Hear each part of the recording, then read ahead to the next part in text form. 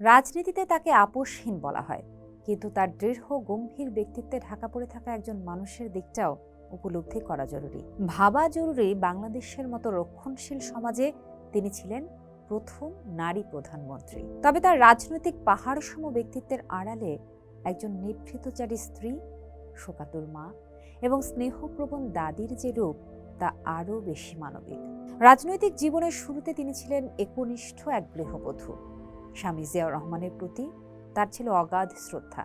মহিউদ্দিন আহমদ তার বিএনপি সময় অসময় গ্রন্থে উল্লেখ করেছেন, 1981 সালে স্বামীর মৃত্যুর পর খালেদা জিয়ার সেই বিষণ্ণ মুখচ্ছবি কেবল একজন বিধবার শোক ছিল না, বরং তা ছিল একনিষ্ঠ জীবন সঙ্গিনীর প্রতিচ্ছবি। একজন মা হিসেবে তার জীবনের চরম শোকাবহ মুহূর্ত ছিল 2015 সালের 24 জানুয়ারি।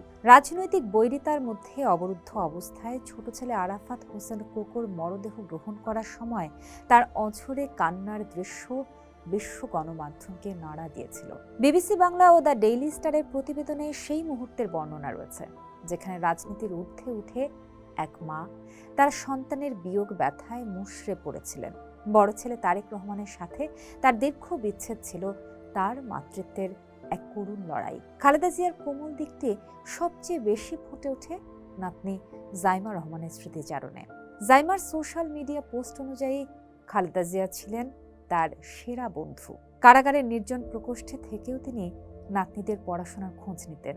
এছাড়া প্রথম আলোর প্রতিবেদন অনুযায়ী নাজিমউদ্দিন রোড কারাগারে থাকাকালীন তার ব্যক্তিগত সেবিকা ফাতেমা এবং হাসপাতালের কর্মীদের প্রতি তার অমায়িক ব্যবহার এক উচ্চ মানবিক মূল্যবোধের পরিচয় দেয়। 30 ডিসেম্বর 2025 তার মহাপ্রয়াণের দিনে দেশবাসী কেবল একজন রাষ্ট্রনায়ককে হারাননি, বরং হারিয়েছে এক স্নেহময়ী জননীকে। রাজনীতির কঠোর পথ মারিয়েও তিনি তার অন্তরের কমনীয়তা হারাননি।